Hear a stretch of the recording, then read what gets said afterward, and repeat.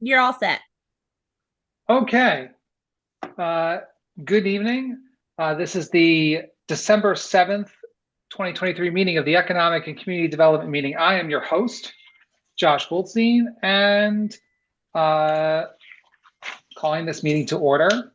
Instead of having everyone say their name, here is Jim Freyer, Lisa Shanahan, Barbara Smith, Jalen Seed, and Heather Dunn.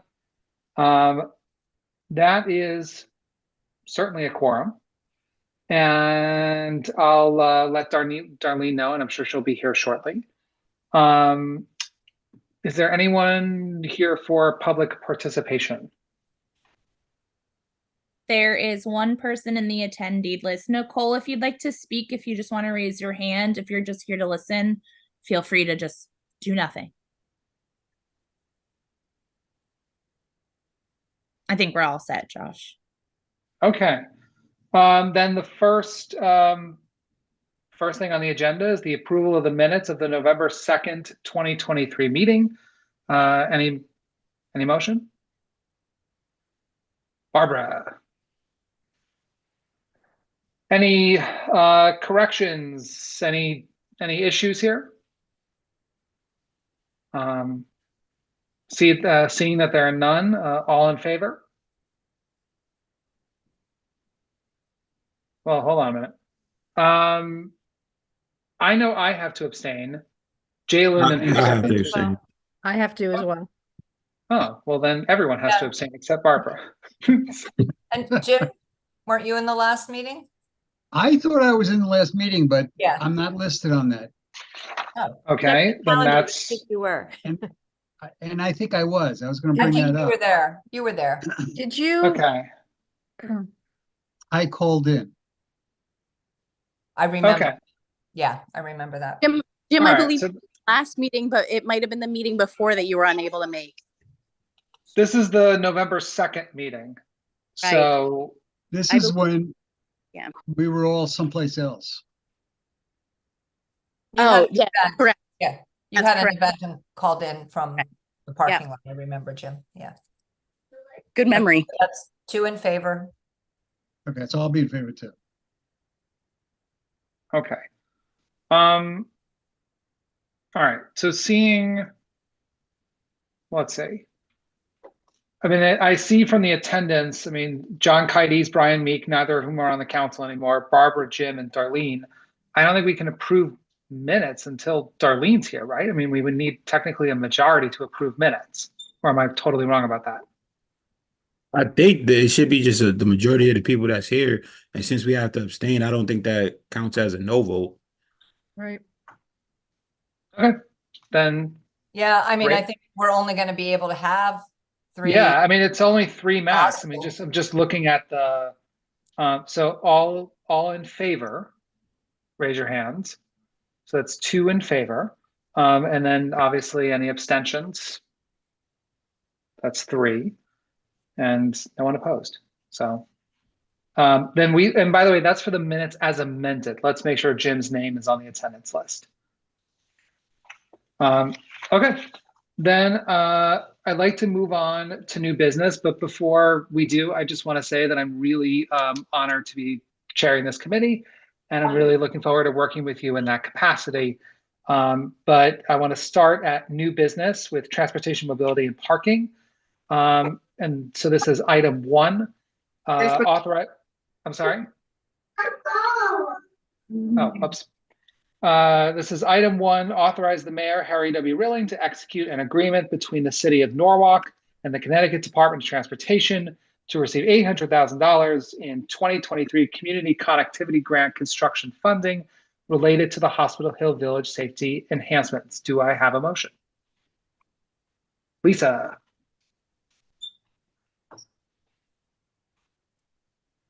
Garrett, take it away. Good evening, everyone. And I just wanted to extend a warm welcome to all the new council members on this committee, as well as welcome back some of the familiar faces. As Commissioner Goldstein mentioned, This is to accept a grant from the state in the order of $800,000 for Hospital Hill improvements. So these are improvements at the intersection of Stewart's Avenue, Stevens Street, Magnolia Ave, and Phillips Street. So if you're familiar with it, it's a traffic circle. It's very problematic. The project really normalizes the intersection, tees up the intersection. Has a number of other enhancements to support the local businesses, including streetscape improvements and the addition of a community parking lot. We were really excited about this application. It was actually one of the highest ranked applications submitted to CONDOT, and it was one of 17 that was chosen to be awarded funding. And we were one of the few cities to actually get the full funding amount, which is that $800,000.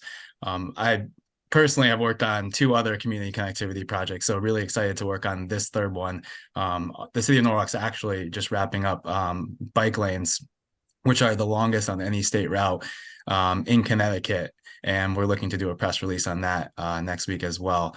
But we met with the community to develop this concept and had a lot of input from the stakeholders. It's been a concept that's been kicking around since 2006. There was a neighborhood study. And improvements to this village area were included in the POCD and also the transportation master plan. So we're really excited to bring this to reality. We are looking at a very ambitious schedule and looking to be the first city with shovels in the ground this summer. And the project timeline, we're already out to bid for design services. And we're also looking at holding a community meeting in this January. So we respectfully ask that you approve this, the acceptance of this grant before you tonight. Anyone got any questions? Barbara? No questions, just a few comments. You know, that intersection has been pretty dangerous for pedestrians forever, and I'm just thrilled that this is moving forward. But also, I would like to commend you, Garrett and Jim, and the whole team for the work you do around grants. I mean, you have worked so hard and brought in so many grants that are improving, you know, walkability, bikeability, safety for pedestrians. So it's extraordinary, the amount of grants you have brought into the city. So I just want to thank you for that work. Thank you. Absolutely, you know, double that comment. It's so impressive. Jalen? Yeah, I just want to just thank you guys for the work that you've done. I actually grew up in that area right on Woodbury. My mom, she still lives there. And I know from Mrs. Helen's store on the corner to Blue Cactus, they're really excited about this project, and also on the neighbors over there on Magnolia. It's definitely hasn't been safe for pedestrians or cars. I think that I saw in the poster that there was frequent accidents there. And definitely just walking to the store or walking, door knocking, definitely wasn't safe. So excited for what you guys are doing there. And as for my mom, I just want to say thank you for because we frequent the area a lot. Thank you. Yeah, and by the way, Garrett was being modest. It wasn't a highest rated. I'm pretty sure it was the highest rated application. It was the highest. Yes, there we go. You're correct. Anything else, Jim, Heather? Yeah, I just wanted to jump on the bandwagon here. I think the most important thing is that we're getting all this done for free. This is huge. I mean, this has a, you know, there's nothing more of a payback that you get than free. So the tremendous job that you guys do, and I'm just amazed that you get the money that you do. But don't stop. We'll keep working. Okay. And by the way, I just want to recognize Darlene Young joined the meeting, I think about 5-6 minutes ago. So let's say like 7:05 or so. Hi, Darlene. With that, all in favor? Aye. That's unanimous. All right, Garrett. Thank you. Okay. Have a good night, Garrett, unless you want to stick around. I don't think there's anything else from TMP on the agenda today. I will have to leave. I just have 2 kids to put to bed. But thank you. All right. Take care. I'll see you in the morning. Okay, this is 2B, Business Development and Tourism. Authorize the mayor, Harry W. Rilling, to execute a contract with Rough Edge Collective, Inc. for the completion of the Monroe Street Underpass mural in an amount not to exceed $50,000. Account numbers noted. Do I have a motion? So moved. Jim? Sabrina, the Yes. floor is yours. Hello, everybody. So a few of you might have seen these designs, I would say almost a year and a half ago now. The state was undergoing a process to update their approval process for artwork on their property. And as you know, that's in your package. This is on the Monroe Street underpass, which is actually under the train bridge, which kind of goes into South Norwalk onto Monroe Street, over near the new development over there, but also near the police station. We put out a call for artists a year and a half ago. We got a lot of responses, great responses from artists from all over the world, which is always really exciting for us. We weeded those down to about 3. And then the Arts Commission at the time, now the Arts and Cultural Commission, they voted to accept MJ and Josh Lindo Lawyer, which are the artists that make up this collective that we would be entering the contract with. Essentially, the costs include getting the equipment for them, transportation for them, they're from California, and installing all of the artwork. We are in the process of waiting for a response from the state for our application itself to be approved. We've heard good news about the easement that we've asked to be able to install this artwork. The only thing we've got questions on from them is actually being able to install artwork on the train trestle itself. They're not very comfortable with that, but that's an additional part of the project we asked for because we think it would look really cool. But if we have to nix that part of the project, we will, and just keep the large girl and the large boy, essentially the larger in life than life kind of caricatures that they've created, and install those on both sides of the walls, and then also on the abutments on kind of the outside street facing sides of the underpass as well. Any questions? Heather. Go ahead, Ms. Dunn. What's the community engagement piece of it? Is there an aspect of that? Yes. So every time that we install a mural, we like to do a cleanup in the nearby area that involves members of the community. But also when we have artists, especially artists that are international from other parts of just other parts of the United States that aren't from Connecticut or aren't homegrown local, we like to do what we call Art Speaks. So they do kind of a presentation series of their thoughts behind the artwork, what it's going to look like, how it's going to get installed, and how the community can be involved in installing the artwork.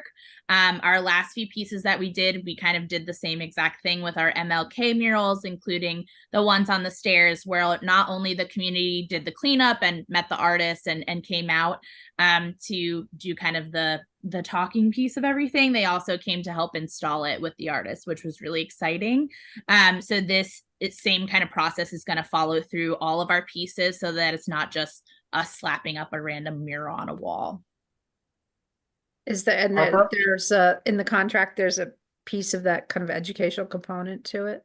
Yeah, so every invoice component that they send to us has that included in it. So that's included in their budget as well. And about how many hours, or what's the scope of that? It depends. Usually the Art Speak and the cleanup will be about an hour and a half, 2 hours, depending on kind of the size of the area.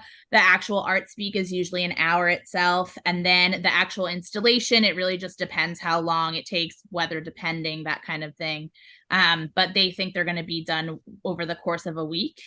So they might need different volunteers at different times. Barbara? Yeah, so both of these designs are going to be used? Yes. So one's for one side of the bridge, the other side is for the other side. Okay. They're beautiful. Yeah, they look amazing, and Yeah. they're really larger than life, which I think is really Yeah. awesome and cool. Yeah, So really beautiful. Jalen? Yeah, so I just had a question because I like the design and everything, and sorry if I'm coming late to the game, but I was just wondering if there was a reason why we went with like we didn't go with like local artists. I just know like the community usually asks that. So I don't know if that was a discussion prior, but just wondering if there's a reason why we went with someone from outside of Norwalk. So we did a call for artists and none of them responded. So we do the call for artists to essentially mimic the procurement process that we do for other things. So we would do like an RFP for a plan document. We do the call for artists and post it up, and we do share it to our local networks, and people either apply or they don't. The last time we had someone not from Norwalk, but hyper local enough for us. She was from Stamford, originally from Norwalk, and was in the MLK neighborhood, so it made a lot of sense for us. We definitely prioritize those artists, but when they don't apply, that's kind of where that ends. Okay, and again, it looks great, but just want to ask that. Yeah, of course. We love to kind of put the Norwalk artists at the top of the list all the time and use that in our decision making, but unfortunately, just none of them applied for this specifically. Any other questions, comments on this item? Okay, seeing none. All in favor?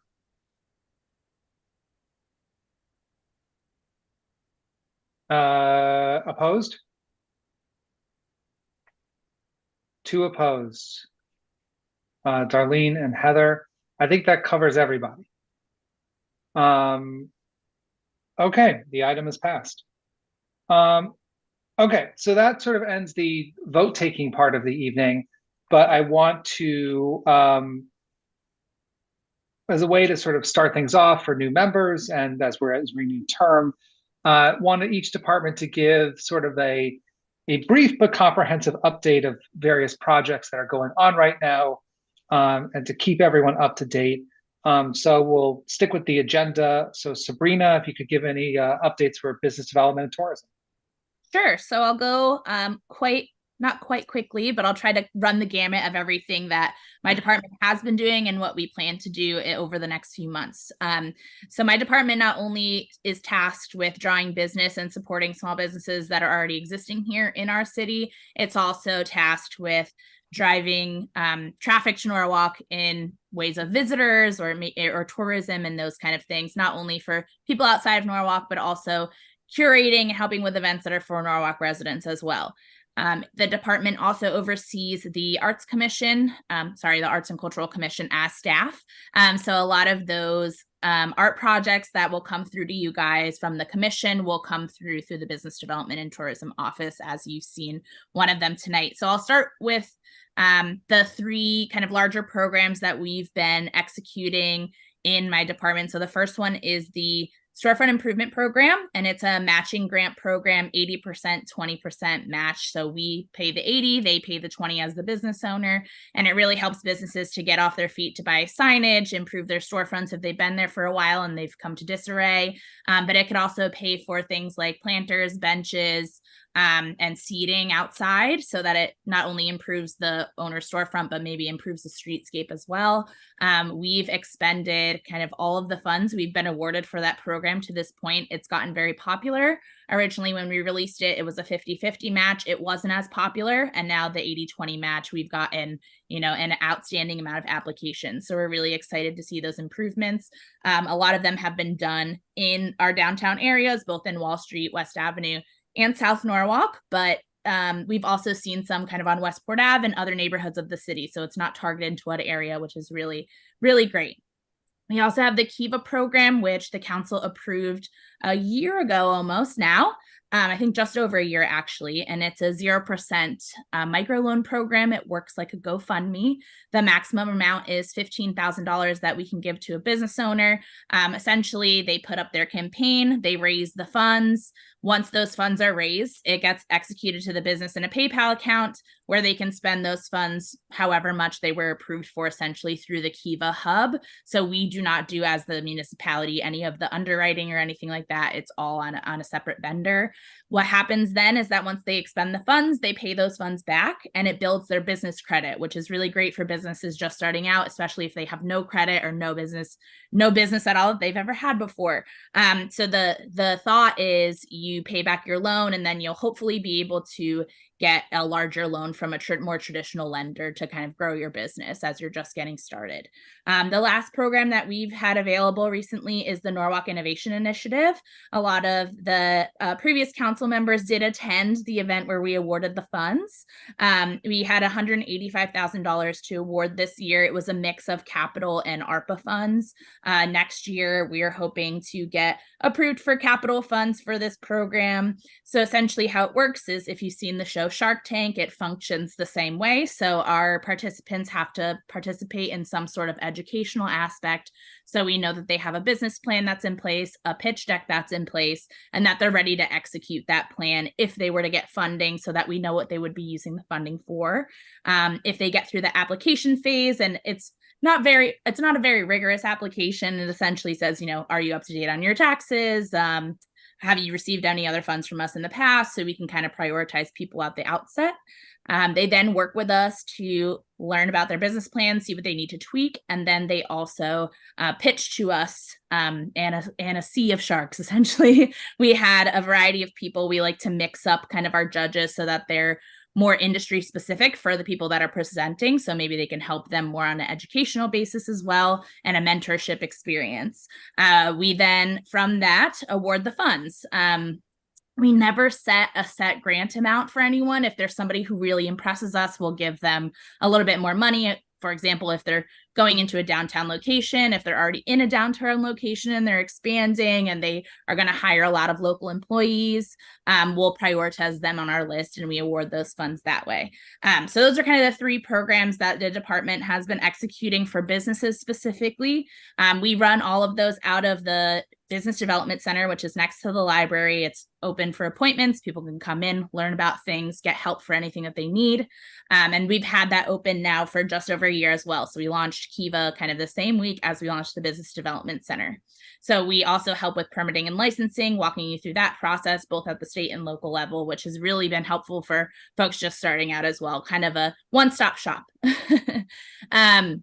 Additionally, we do kind of all of the events that you've seen recently. So we did the Halloween event, the 2 holiday events, the one in South Norwalk and the one in Wall Street. We appreciate, all the folks that were getting out for those. We're just starting out. We hired a special events coordinator this year.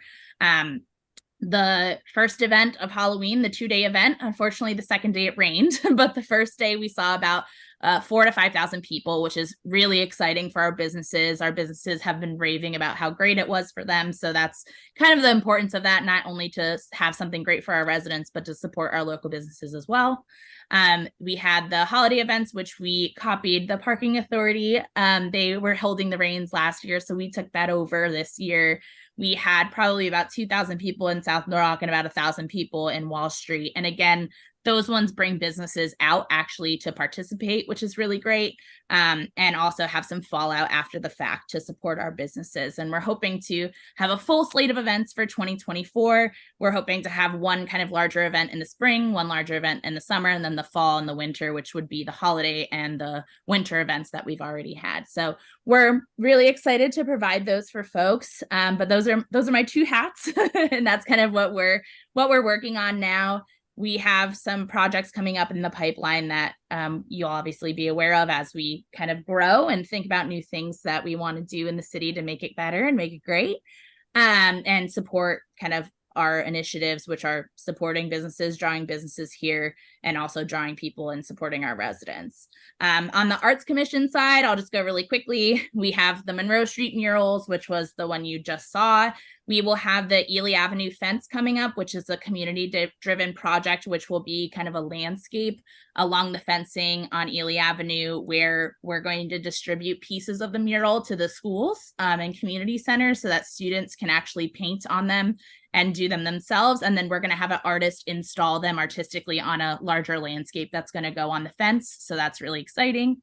And then we also are starting to tackle the West Avenue wall, where the vines currently are. We have a couple proposals in, and we're kind of tweaking the design. So once the Arts Commission kind of goes through the design process with the artist, that's kind of when it will come to you guys to see what it all looks like and how the process will work. So that's about all we have in the Business Development and Tourism Department and with the Arts Commission. And I will stop talking. And if you have any questions, I'm happy to answer them, happy to meet, happy to do anything that you guys need to help you guys out as you're getting your feet.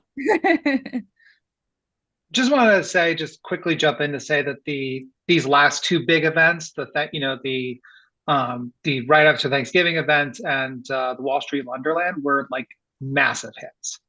And you guys did a great job. And Anna Brialt, your special events coordinator, who I know has presented to this committee and others before, and I'm sure she'll be back. Yes. She really hit the ground running, and you guys have done a really wonderful job. And if you haven't been to the Business Development Center, check it out and meet Pedro, because he's the man. Anyone have any questions? One quick question on the Innovation Fund. How often do you have these presentations? So we just started it and we just had our first one. Our goal is to have one every quarter. It just depends on the amount of funding we have available. So we closed out the year, but we're doing a second phase. The applications are actually up right now. And they will be closing in February, and then we'll do the Shark Tank activity around March, where the end of March, early April, we'll do the actual awarding of the funds. But our hope is when we have, our solidified money pool, when it comes to kind of budget season, we'll be able to break down those funds to 4 times a year to be able to do it more frequently than we do now, which is just the once a year. Okay. And how much money do you expect that to be giving away? So we have requested in the capital budget this year, which you guys will see soon enough, $250,000 to break down over the 4 different phases of the program. We started with that same amount. So we have the 185, which we awarded, and then the remainder of that 250 is going to be the other second phase of this year's funding pot. Okay, good. Thanks. That's a great idea. Thanks. Okay. Any other questions before we move on to redevelopment? Okay, so redevelopment's obviously not a city department; it's its own thing. And but Brian's work in redevelopment is goes part and parcel with a lot of the work that this committee and the departments that make up this the ECD departments do. And so I'm really thankful and grateful that Billy, the tallest man in Norwalk, is joining us here tonight. So Brian, the floor is yours. All right, thank you. Good evening. And I probably don't appear so tall in the little box, but yeah, I'm 6'8", so I will back that under Josh's statement here. But nonetheless, it's nice to see you all. It's nice to meet you all. As I said, Brian Bedoli, I'm the executive director for the Norwalk Redevelopment Agency. For some of you new members, we are a quasi-public agency. Well, we are very much an agency of the city. We were created back in the 50s, actually as part of a council action to help with development in towns. We work very closely, obviously, with economic development, everyone at City Hall. I like to think of myself as a member of the family. And we just wanted to provide that. You update. Are, Brian. Thank you. Yeah, that's what I was hoping for. A very distant cousin, I'll take. But no, I just wanted to provide you an update in terms of what we do. I'm definitely going to give a high-level overview of what we do. Our sort of quote-unquote jurisdiction is the urban core. So that's the area around South Norwalk and the Wall West Ave area. And we get involved in some relatively complex real estate transactions and development deals. So there's going to obviously be things that I'm going to be kind of glancing over just in the benefit of brevity for tonight's meeting. But I'll try to hit the highest level projects. And I'm always available, for questions, or if you want to meet separately to go over anything you hear tonight. So the first one, and some of you may have been involved peripherally in the work we've done around the South Norwalk train station. When I first started in this role about 4 years ago now, which is crazy to believe, we picked up a plan around the South Norwalk train station. So we did a comprehensive, about a 1.5-year planning study around the train station, trying to work with the community and developers to kind of get a handle on everything that was going on, or the interest that was around development around the train station. One of the things that came out of that is a public-private partnership with Spinnaker Real Estate Partners at 1517 Chestnut, which is the address. It's right there at the corner of Chestnut and Henry Street. There's a lot of documentation on the details of that project.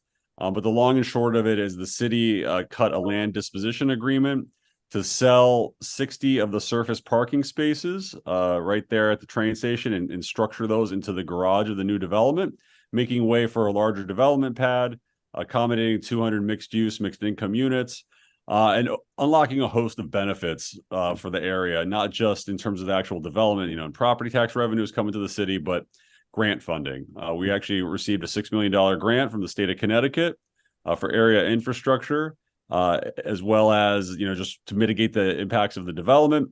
And $1 million of that actually went across the street to Columbus Court, which is a existing multifamily condo building for rehab of that structure. And that's actually it's underway right now. We've just finished the roofs, we did the siding. So what we try to do really is balance that economic and community development in both our plans and implementation projects. And this one is kind of one of the big ones we're working on. Some things that you're going to see in the coming months are public meetings regarding the infrastructure plans. There's actually one that's going to occur in December here. I believe it's actually scheduled for next week, or the 18th actually, to talk about the area infrastructure, how we're going to use the remainder of that grant for infrastructure improvements, whether it's roadway, streetscape. And we're also actually actively getting ready to bid the underground utility work on Chestnut Street over there, which was part of this project. So there's a lot of pieces to this. The one other thing that you'll see in the coming months is actually the environmental remediation work. We received a $2 million grant from the state of Connecticut and the Federal Environmental Protection Agency to clean up the brownfield contamination on that site pre-transfer to the developer. So things are moving well, they're moving fast, and happy to answer any questions, or if you want to have a deeper meeting, I'm happy to do so. Barbara. Yeah, Brian, I just want to ask you to talk about the community engagement that you have done since you've been here with us, because, I think that you've really done an extraordinary job around that, particularly working with the South Norwalk community. So I think I'd love to hear you talk about that for the new members. Yeah, absolutely. So as I mentioned, the planning study that we did, we started it and set out with sort of the typical, okay, we're going to do, a meeting to introduce the project, a meeting to check in, and a meeting to deliver the final report. And we quickly realized that wasn't going to be effective. So what we did is we completely repositioned the outreach strategy. We worked with our consultants to pivot and have basically as many meetings as we felt necessary with the community, with different groups, and establish what we refer to as a community advisory committee for the project. So when we took this general outreach strategy, we split that into the community advisory committee, which represented, local stakeholders, business owners, residents, church leaders, and whoever was interested in participating. It was really an open call to have a discussion and define what could this project do for the, immediate area, not just the overall city of Norwalk. And I think that was hugely beneficial, not just because it's the right thing to do, but because it helped us craft this grant and basically be able to verbalize to the state, here's what the city of Norwalk needs to mitigate the impacts of this development, to make people comfortable with it. So community outreach, to Barbara's point, was really central to that plan. I'm a firm believer. My planning approach is based on not trying to stamp something down in an area. It's just to be a mirror and reflective of what people, are interested in. And I think that was really reflected in this plan. Does that answer your question, Barbara? Sorry. Yeah, it wasn't a question. I just really wanted you to share that process because you've done such a good job around that. Yeah, and more to come. Yeah, I think I see a hand. Jalen? Yeah, I had a question. I think everything it looks really good. I just wanted to see is there a plan, or how can we work to get really truly affordable housing in these developments? I know what the state calls affordable by the formulas, but a lot of us know that it's not truly affordable, especially for a lot of people in South Norwalk and even in the Wall West area.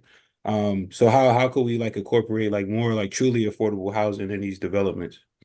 Yeah, so from redevelopment perspective, what we try to do is obviously with the grant programs that the state's offering right now, there's a huge push for affordable housing.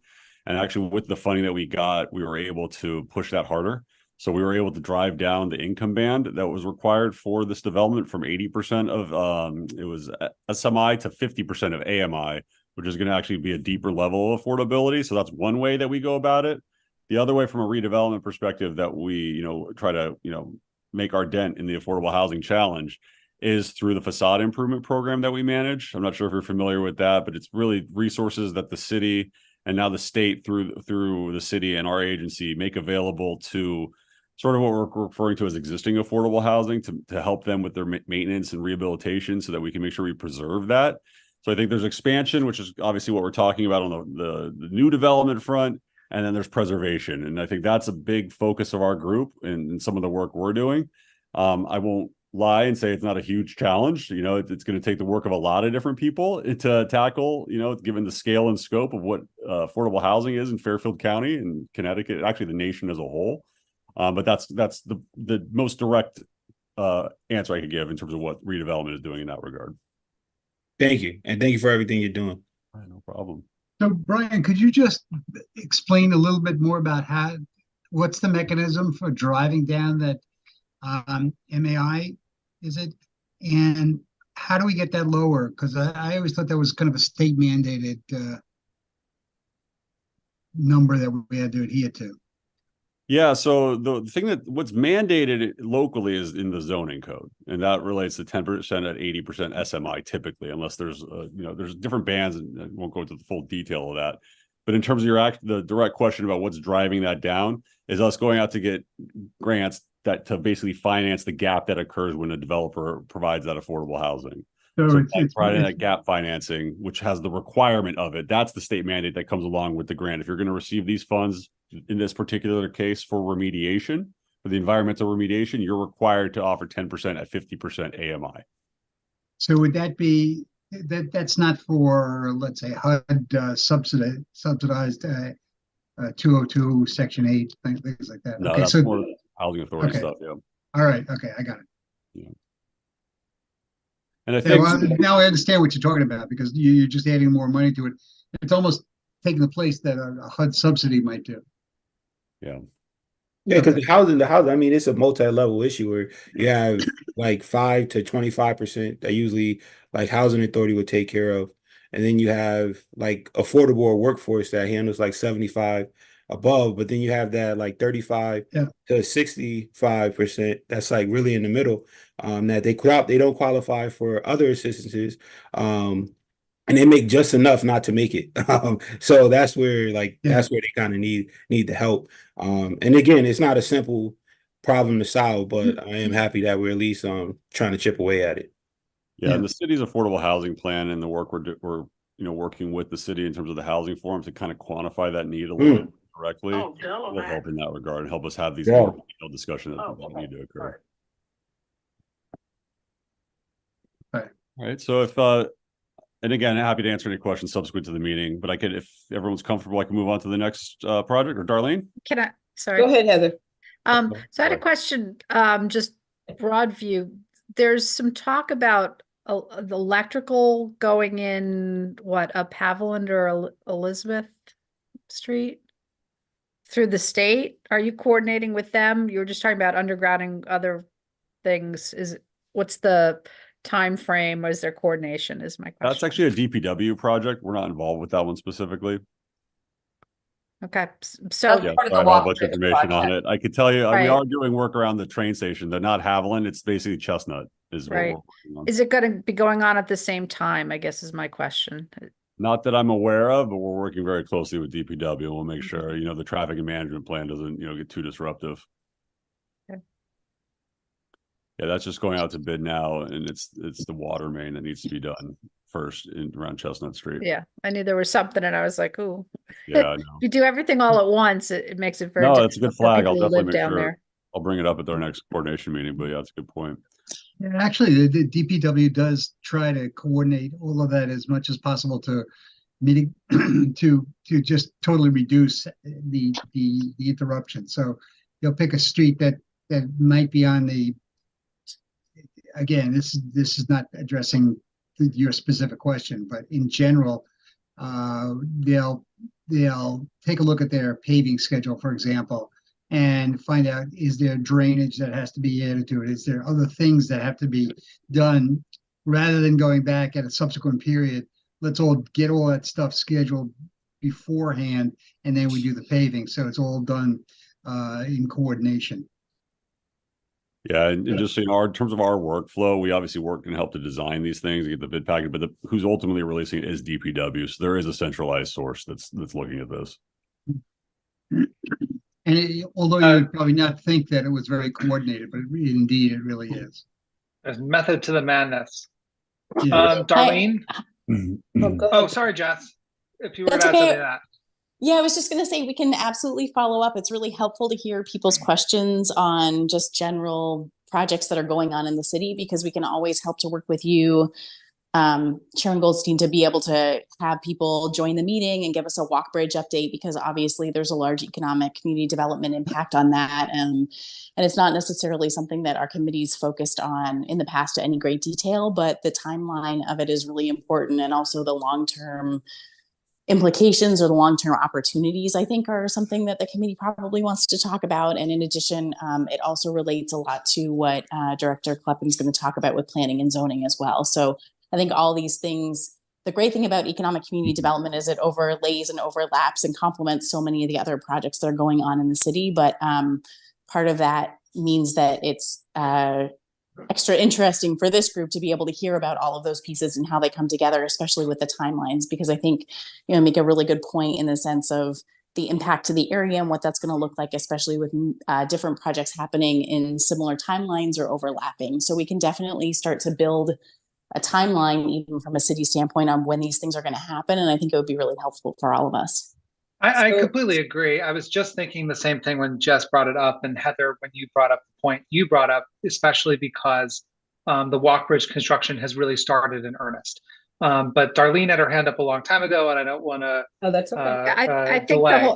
sorry, just to follow up quickly though, I guess my concern is being aware, like for fire and police and, some of the safety things, which streets are going to be blocked. If there's too many blocked, then people are kind of, on an island and aren't able to be as safe as we'd like them to be. So that's just why I was asking.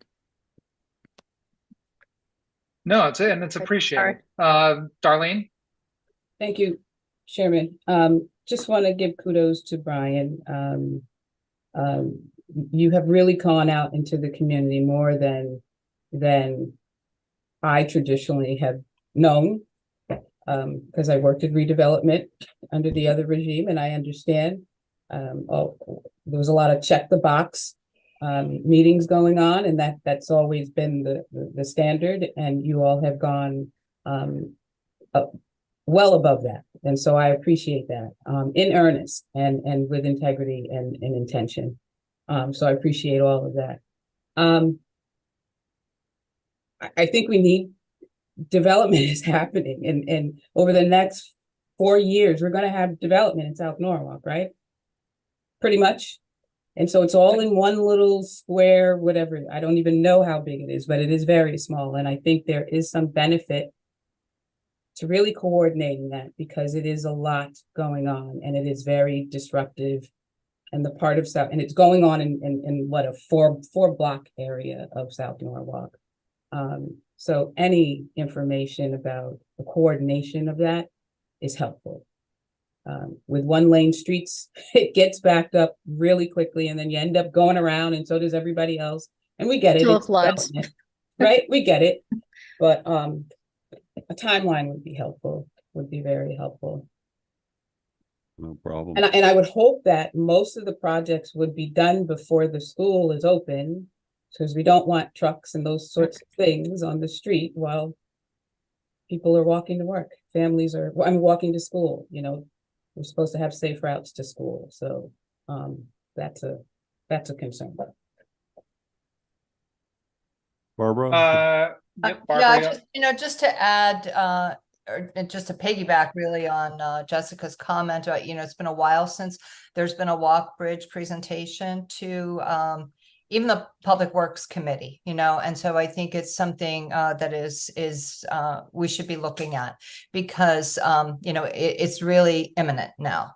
And we know that they've been working in other parts in East Norwalk and other parts of the city, but all of this work is coming together, and it's imminent. So I think a presentation, and Jess, you might want to talk to Vanessa about how's the best way to handle that, and and to address all these issues, the road closures and things, and how it's going to affect people. And to your point, Barbara, I think it should be a bigger meeting and not just the council. I think, or we can do a couple of them. I think we need to really do that with the community. Yep. We can also, maybe we can work with CONDOT, because they're of course the ones really managing the whole construction timeline. So Jess and Sabrina, and we can come together with a plan, because obviously that cuts across a number of different committees. And I think Darlene's right. I think that a community update on Walk Bridge construction is something that I think a lot of people would be very interested in. Yeah, possibly even just a lot of public forums, I think is also a good idea. Like, Darlene is saying, it's got to be just a committee.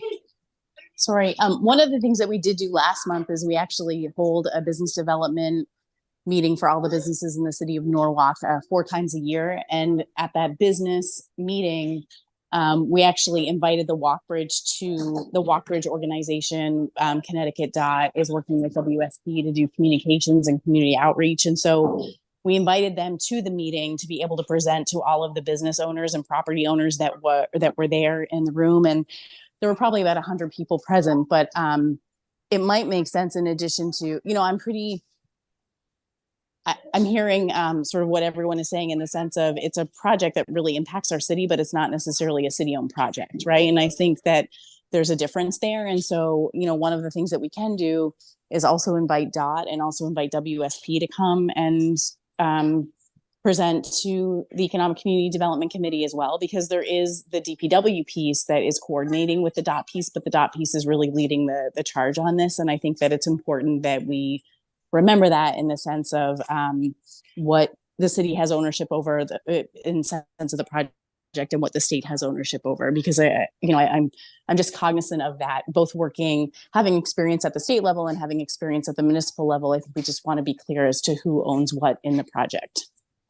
Well, the other thing is, I don't know if there can be some kind of geofencing or, letting people know, because the other thing is that you brought up like the school being built at the same time. And I think there's something going on Meadows Gardens too. There's a lot going on at the same time, so that if people need to get to work, or if they need to access public transportation, if the buses are going down a different street, it'd be really nice to have a way that people can quick access information on a daily, hourly, notification ability kind of thing. Or how about even like, if you own a business, where else do you park?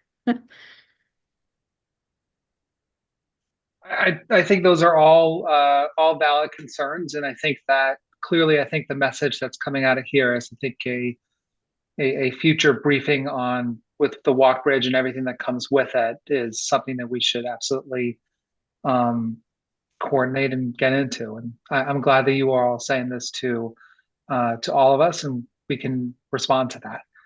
Brian, I think you wanted to talk about Webster Street Lot 2. Yeah, I have a couple other things I could go through real quick before that, if that works for you. Yeah, of course. I thought that was the next thing. I thought I was teeing you up, but you're good. Take it away. I just wanted, it's a follow up to the residential programs. Then I'll get into that. Don't you worry. So in terms of the residential program that I was talking about, I just wanted to mention that we're actively working on a number of projects there. We have about 25 projects in the hopper. Applicants have been notified. We're actually really happy about that. We got a lot of interest, and there's a lot of support for that program. So over the next year, we're going to be getting to them in batches. The other product that I wanted to mention is you may have all seen it, and hopefully it's not too disruptive, is the underground utility work that's going on over at 467 West Avenue. That's in support of the Pinnacle development project. That should be wrapping up in the next month here, is what we're shooting for, a couple months. And then the vertical construction will go, and then we'll be repairing the streetscapes. That's part of a grant. We received $5 million in grants for that particular area that we're moving forward on. The other project I wanted to update you on is the Harbor Loop Trail. I know we've talked about this a number of times as part of this group. Thanks to the support of Senator Duff and the state delegation, We received $6 million in Urban Act funding to actually construct the improvements at 130 and 148 East Avenue. It's not actually on those properties, just in public right of way adjacent to. So we've started the design on that, so that you'll be hearing more about that in in months to come. We'll make sure to keep you posted on anything that comes in that regard. And then the other thing before I go to Webster Lot is the Climate Action Plan. That is obviously it's led by the Ad Hoc Sustainability Committee, but I wanted to make you all aware that that's pending. We're hoping we're going to be giving that presentation in January, and there's going to be a lot of great work and exciting updates that are going to come out from that. And then finally, as Chairman Goldstein mentioned, the Webster Street lot, we are actively continuing our negotiations on that front. We've done a lot of work recently defining the remediation plan for that. If you recall, we received $2 million in grant funding from the state, $2 million in grant funding from EPA, working towards resolving a $5.5 million remediation price tag on that site. So we've been working with our environmental consultant to start the cleanup on that and engage the state resources, really pre-development stuff in anticipation of the development that we've been talking about for a while. I do want to provide an update in that we've done a lot of public outreach. We went out to the community, I think 4 times. We did some general public outreach and also some tenant and business outreach direct with the developer Quarterra. Subsequent to the public outreach, we went back to the negotiating table with Quarterra, and we both mutually realized that they were not going to be in the position to sort of meet the community need that we had anticipated. Largely due to the adjacent property owner constraints. So we've actually moved forward negotiations with the second pre-qualified vendor, Spinnaker, on that project. They've been involved peripherally the entire time we've been working on this. A lot of the consortium that was represented with Spinnaker, it isn't just Spinnaker, it's also the adjacent property owners. In order to meet a lot of these community development objectives, like keeping the grocery store, making sure that we reach the density to accommodate affordable housing, all of these things became very challenging when a parcel was only relegated to the public parcel. So we feel that this is a step in the right direction. We are in active negotiations right now, so I would defer a comprehensive update in the next couple months here once I have a few more things finalized, but I wanted to make sure you guys heard that first from me. Rather than somewhere else. And my whole goal for this entire process is transparency, and we'll be keeping you posted on public outreach that's going to occur should we be able to reach the terms that are advantageous, obviously, to the city. And that's the first and foremost. And I think that this discussion leading towards this outcome is in that vein right now. So happy to answer any questions in that regard as well.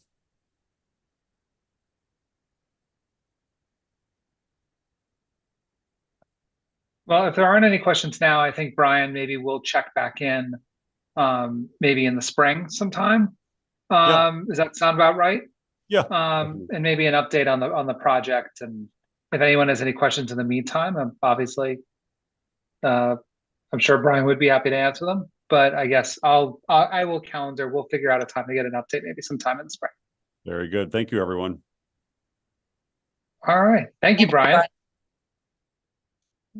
All right. Last but not least, Steve Kleppen, our Director of Planning and Zoning.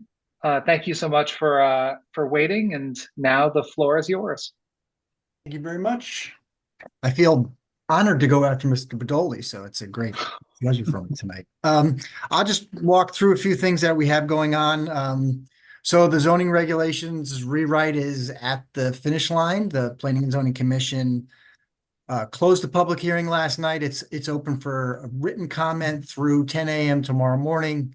My email has not dinged in an hour, so I'm hoping the trickles have stopped and we can kind of move on from that phase. The commission is meeting next Wednesday and Thursday night to deliberate on the public comments and some of the other, correspondences and things that have come in over the last month or so since we sent out the referral comments and referral articles for everybody's review. I think that I'm pretty positive that they'll take action next week. Were 2 big thrusts of the comments from the latest public periods, one being concerned about the floodplain regulations, and the second one, a lot of concern about some recent amendments that came regarding the Manresa project. So we've gotten, some concern from some of the neighbors there, which is understandable considering that's something that is new. I think the key takeaway that people aren't quite grasping is it's not a plan for the property. All it is approving language that will allow them to submit a plan. What they'd like to do is kind of not, everybody, if you're not familiar with the project or the property, I should say, there's a lot of environmental issues on the site. There are a lot of wetlands on the site, so big portions of it can't be developed. So what they'd like to do is kind of do like what's called a conservation development on the property, which is kind of cluster the housing together. So it'll be mainly comprised of single family and then duplex style housing, but it'll be for sale units is what they're planning, with the vast majority of the property being open space. And some of it's not buildable anyway, so it sounds great, but some of the things that we've talked to them that we would like to see incorporated in would be a trail system around the entire perimeter of the property, so the public has access to that, with some areas where they have access to the water. We've talked to them about the idea of putting in a marina there, since there's a natural one that was built in as part of the prior operations of the facility. Since a large portion, particularly on the northern part of the property, is wetlands and actually has contamination beneath it, so you really can't do too much with it. We talked to them that we'd like to, at some point, maybe we'd like to try to get some grants to put like a boardwalk through there, because it's it's an active wetland area, so it'd be something the public could get access to and enhance the trail network into the city. And there's obviously things we have to talk to them in more detail about, traffic, and also infrastructure, because there's the causeway that goes out to the island, and that's going to potentially be underwater in the future at frequent intervals. So before we add a ton more housing out there, we really need to solve that issue, and they're aware of that. All in all, they won't be proceeding with anything for a minimum of 5 years, more likely 7+, because DOT is using that for staging as part of Walk Bridge. So I think the way the language with the easement works with that is they basically have the 5 years, but it can be extended out. And everybody that's familiar with the DOT project knows, take their time frame and multiply it by a lot, and you'll see them down the road. So that's kind of where the zoning regulations stand. Assuming it passes next week, the regulations will be effective sometime in February, probably around the middle of the month. The consultant team will have to go back and make all the edits that the commission agrees to. We'll have to check everything to make sure they captured all the edits correctly. Then we'll publish it, print it, and publish the maps and so forth. So I think there's been, in terms of new development projects kind of transitioning a little bit, I think there's been a lot of people waiting to see what we do with the new regulations, see what ultimately passes, and to see whether it's more beneficial for them to work under the existing code, or would it be better for them to wait till the new code's effective and then work off those regulations. So I think you'll see some transition projects come in the short term, but then I think overall, for the main areas, like you were just talking about with Brian, South Norwalk, West Ave, Wall Street, particularly South Norwalk, I don't think there's really many changes to the regulations that are beneficial from a development standpoint, because the bulk and the height standards and the density really don't change at all. The one area the commission is looking at is loosening up the parking regulations. We got a lot of public comment about loosening those standards up, particularly around the transit areas, because the parking is very expensive to build. Sometimes surface space can be around 15, maybe more, 15,000 or more per space, and structured parking runs around 35 or plus, depending on if it's underground or not, per space. So when you have a lot of parking requirements, that tends to increase the development costs, which causes the rents to go higher. So we're looking at those things and trying to, right size some of those standards that we have now. Darlene, do you have a question? Yeah, I had a couple before you mentioned this about loosening up the parking. What does that mean exactly? So we're looking at a couple different things. So right now, the parking standards are all formulas and ratios. So for example, if you're doing like a multifamily residential building or a mixed use type of building, the base standard is you have to provide 1.3 parking spaces for every unit of housing you provide. Mhm. That can drop right now with the current code down to 1 space per unit, based on some affordable housing formulas that we have put into the regulations. There are some abilities to lower that even further through some other bonuses and credits that we've put in. And the commission is, particularly on the Sono station, and I'd say that's the primary one in terms of where they're thinking about the broadest reductions. So they're looking at some different formulas around that. Okay. So that doesn't impact people parking on the street, does it? I mean, is that what that? There's nowhere to park now. When you say parking, that just scares me because we're having Parking, yeah, it would be related to on private property. just private property. Yeah. So the street parking is still regulated by the city or whoever's handling that. So whatever requirements in terms of times for meters and so forth, that doesn't change at all. Okay. So the next, we've got a lot of other things on kind of like the planning front that we're working on. Brian kind of was talking about the affordable housing plan. So my group's taking the lead on that effort.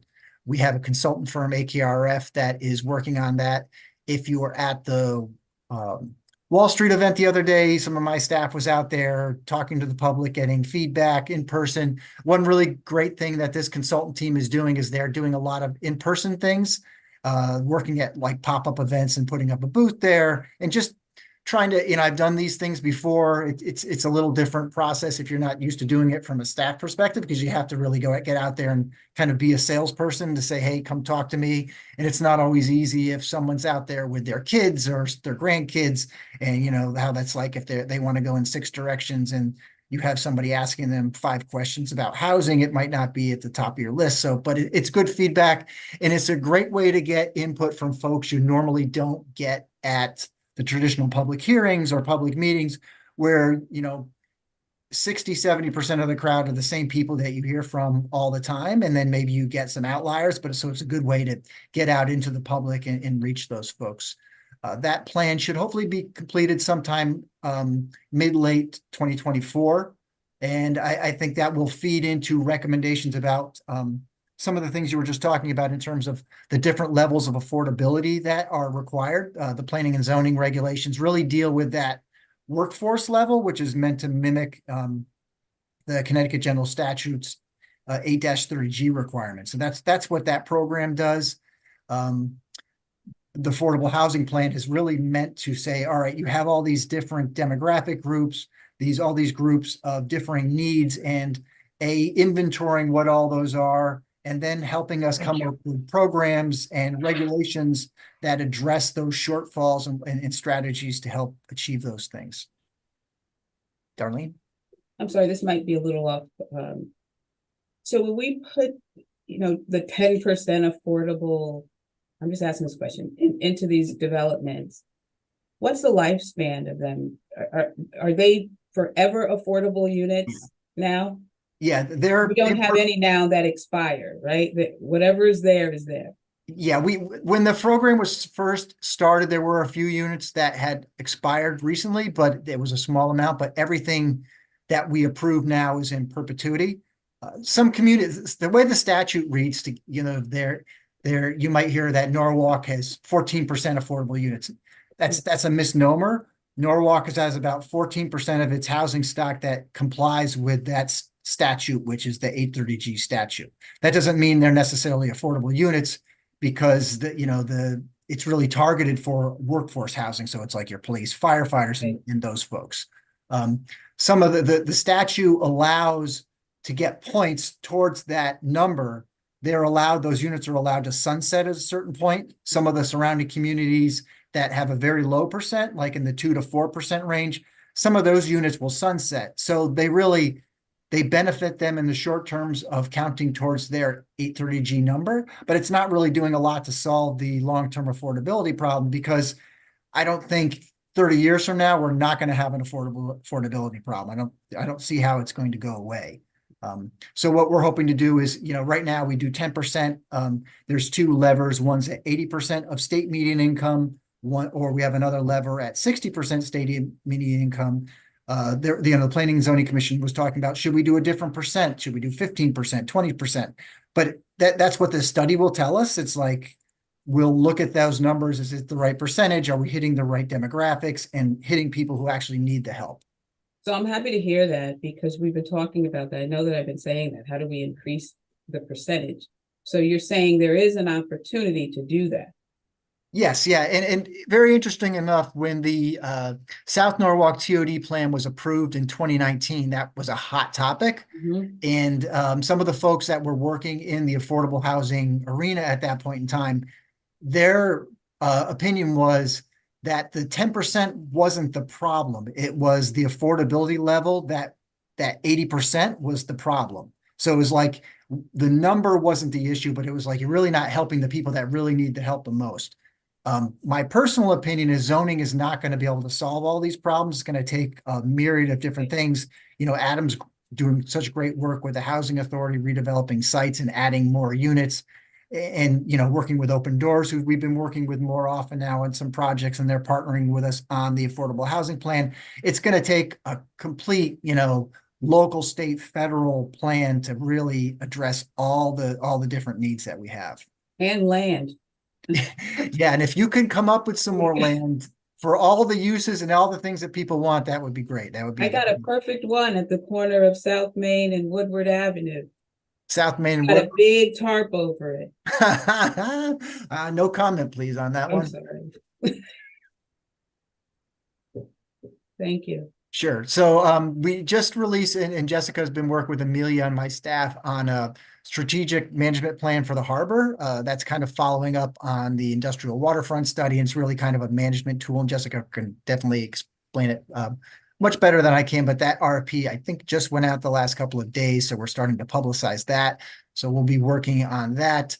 We have capital funds from last year to look at the Norden site. It really from, I'm thinking of it more from an economic development standpoint, considering all the vehicular restraints associated with that property.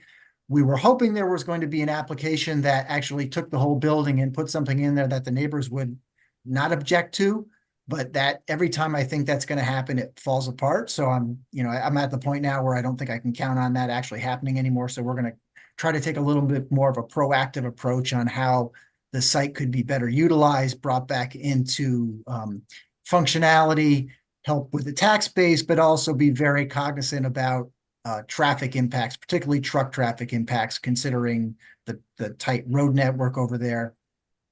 We have a whole bunch of different planning work going on and really just getting started. Alexis Carachetti, who's not with me tonight, but has gotten, you probably saw some grants that she got last year. She just was awarded, well, I should say the city was just awarded with 2 grants earlier this week. One was about $500,000, which was a sustainability related infrastructure grant. So Alexis and Vanessa Valadares are going to be working hand in hand on putting that together. There's a lot of federal funds out there and state funds for resilience work. And our office is taking, a big focus on coastal impacts, how that relates to that, and then how that relates to vulnerable communities. You may have seen what we were working on related to the Circa study that's just kind of wrapping up now. We're actually going out hopefully next month for an RFP on raising the intersection of Concord and Day Street to bring that out of the above the flood level. So the idea being it's a safe access route. So if there is a flood, that intersection is higher, kind of what they did at Raymond and Day when they developed not Washington Village, but Soundview Landing. They raised that intersection so there was dry access route through the park and out from the development. So that's kind of how you can build in the flood zone. So it's not like a taboo kind of thing. So we're looking at that, working with TMP and DPW on that. So we'll be hopefully getting that out for kind of a design phase later this, I should say in about a month or so. I'm trying to think what else is going on. There's a couple of big projects that are going to be in front of the Planning and Zoning Commission soon. The first phase of the BLT project at North 7, that was approved about 1.5 years ago, kind of a master plan concept for that. And now they're have their plans in, and they're hopefully will get an approval either January or February so they can start construction on the first phase. All other phases of that project are contingent on road improvements, with the first significant piece of road improvement being replacement of the Glover Avenue Bridge and the completion of the Merritt 7 interchanges. And I think those projects have been talked about since longer than I've been doing planning. So we'll see when those get done. Hopefully they get start work in 2025. The last phase of that project can't begin until road work is planned and approved up at the Glover Ave, Grist Mill, Main Ave intersection, which you know all have been on it at one point in time during rush hour, which is a complete point of gridlock at times. So we've kind of that was approved, like, all right, we'll let you do phase one now because you have development there and they generated a certain percentage of traffic. Phase two, we're not letting you do until these road improvements are done at the southern end, and phase three can't kick off until you do the improvements at the northern end. So that's kind of how we structured that. There's, you know, we're working with Brian's team off and on when projects come in South Norwalk, West Ave, Wall Street. So there's a bunch of different things going on. I have to get the Wall Street Place permits out of the door, I'm told, by Monday, and I will hopefully get that done tomorrow. So that one will hopefully start construction in the near term. The One Cemetery Street project in East Norwalk is that, you know, they're working on the demo phase now, and they should be starting construction in the spring. There's a lot of significant DOT roadwork projects in the East Avenue corridor. So they're trying to tee up their roadway improvements with the DOT improvements, which should start to help with some of the circulation issues in there. It won't all be fixed until the new East Ave bridge is done. And then ultimately whatever the state can do at exit 16 to kind of solve that quagmire. So that's, I think, kind of a high level overview. Hopefully I did not miss anything. If you have questions, happy to take them. But if you have questions at any time, I think I've talked with most of you guys already, so you know where I am. I'm always around. I have a question. Sorry. No, you go ahead. No, Heather, Go for ahead, it. Heather. Go ahead. I had a question. I know years ago, I don't know, when the BLT thing happened, they were going to continue, they were going to do bike, I don't know, to get across or under Grist Mill. What's going on with that? Is that? That's the last phase piece of the NRVT, and I don't know what the actual status. I know that BLT has made the improvements on their property up to the end. Where the last phase goes, I'm not positive where that stands. I'm sorry. So they can complete all the phases before doing that, really? Yeah, the North 7 project, which is on the west side of Glover Ave, there's actually some new trails that are going to come in as spur trails off of the NRVT. And there's like a park that's going to be like between 2 and 3 acres that they're going to build that will be open to the public as well. Yeah, I guess my question is mostly the connectivity between, I don't know, from BLT to any kind of, I don't know, where Walmart is or something. Yeah, I would, that would be a Jim Park. Travers or Garrett question. Okay. And by the way, just I was going to mention at the end of the meeting, but since we didn't want to do every single department in this meeting because we knew there was a lot to cover. So TMP and Building Code Enforcement are going to do their updates at our next meeting. Any other questions? I guess my whole thing was like, I don't know if there's any requirement that they do it in order to do another phase, you know, because you know, what's the chance they just walk away without having done it appropriately? I don't know. Yeah, my understanding is that the development piece that's called the curb, which is the like kind of funky looking orange that are up there. Yeah, I didn't approve that, so that's not me. That one, I think they met their obligations in terms of improvements related to the NRVT. Okay. I just have some history, you know, some experience with Harbor Point in Stamford. I know that they didn't follow through some of the things that they had promised. Yeah, so the way we wrote the language in the approval for the new development that hasn't started yet, we were really specific in how we laid it out because we didn't want there to be any questions about what they could or couldn't do. That one has very specific design standards too. So we have an outside third-party architect that's been reviewing all their plan submittals, trying to make sure, trying to get a different aesthetic is one thing we're trying to do. Sorry, thanks. And then just one note towards with like the 10% and workforce and affordable, that 10% is really not the goal. If you look at the language and like all of the like the statutes and everything, it's really like the minimum. So it's not that we're aiming for 10%. I know a lot of our neighboring towns and cities kind kind of use that as the goal. But that's really like the bare minimum. And so I think that's the focus with even with raising it, it's really just the minimum that that we really should be hitting. Yeah, when that whole 830G statutory language was put together, that I think 10% was a round number. I don't think it was based off of a need, which that's what we're trying to do with the affordable housing study, is actually come up with what our needs are, because I don't think anybody knows. And none, it's obvious that 10% for, is not meeting the need in specific cohorts right now. I think we know the need. It's just getting there. That is the real issue. But I was thinking though, when you were talking about the zoning rewrite, and I know you said it's been a long time since, if they were ever updated. I mean, I don't know how many years it's been, Steve. And so is there conversation too? Is this a fluid document with all this development going on? Have you all talked about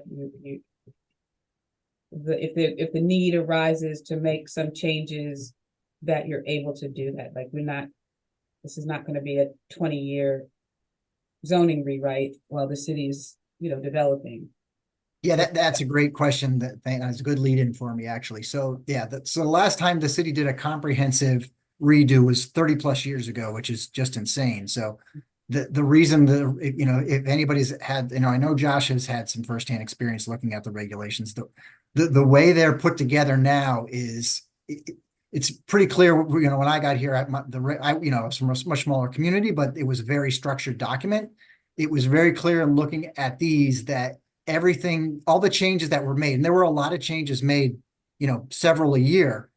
Every one of those changes was made in response to somebody wanting to do something. So if someone had an idea or a project, they would come in and they'd have to rewrite some portion of the code to fit their project. And it doesn't necessarily mean that project was a bad project. It just means that the city had no plan on what they wanted to see and where. So what we did was, when we adopted the citywide plan, we said, here's where we want development and why we want it in these locations.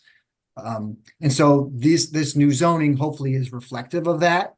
The big, kerfuffle when we proposed a lot of the upzoning was, in my mind, I think 20, 30 years from now, I think it's going to come full circle back to that at some point in time, just based on the housing need and what we proposed. And, the funny thing is, listening to a lot of the testimony now, even people that are opposed to a lot of the housing, they're actually making our arguments for us with a lot of their testimony about, why we're adding housing. Because to your point, Darlene, there's no land. So how do we get more housing if there's no land? You have very little options. You either can build dense housing, which people in some facets don't like the dense housing, or you can allow softer zoning where you allow 2 families and maybe smaller multifamilies in areas that were traditionally single or 2 families. So that there's not a lot of other tools available in that regard. So you have to try to be flexible there. So the way we laid out the zoning boundaries in particular is they can expand over time as the city's needs grow. If the city's population continues to grow, and, just for public edification, we don't have targets on growth. I mean, 95,000 versus 100,000 makes, to me, there's no difference between the two. Is there a level of development where the city's infrastructure can't handle that anymore? I think there's been obvious testimony from different people involved, whether it's WPCA, DPW, that, we're not at that threshold. We haven't reached any of that. The schools haven't reached capacity. Police haven't been overtaxed. People complain about the road networks, but there's lots of facets that go into that conversation. So our idea is that as the city grows, we can expand the zoning boundaries. We wanted to reset all the zoning boundaries to right size them and fix them and align them correctly. Try to, like we did with the industrial zone study, we tried to figure out where do we, here's where we have our industrial zone land now. We want to try to reduce conflicts with residential neighborhoods, and then where there are uses that are not necessarily inappropriate and in keeping with what's going on in the surrounding area, we want to phase those out over time and get uses in there that are, not causing noise, odor, dust, pollution, things that are upsetting to the neighborhood, but hopefully are things that can be job generators over time. And that might not occur for 40 years, but it's important that we don't eliminate all that land, or we'll never have an opportunity to put businesses back in. So it's a really tricky formula, especially when you're talking, adding in, like Brian was talking about, affordable housing and gentrification. It's a really complex puzzle that we don't ever get 100% correct. So that's why we're always constantly tweaking things. After my long-winded kind of diatribe, to get back to your specific question, we're already talking about with the Planning and Zoning Commission, 6 months after adoption, we're going to probably have, they'll start looking at things again, and we're probably going to have like just a public comment hearing where we're going to get people's thoughts on what they've experienced to date. And I think we'll probably, if we don't do that at 6, we'll definitely do it at 12 months in, maybe 18 months in. It's going to evolve. The document itself is not going to be perfect. There's going to be problems in it. There's going to be things that don't work or make sense that we're going to have to fix. Zoning is very gray. It's not a perfect science. It never will be. It's always going to have to get looked at, fixed, and evolved.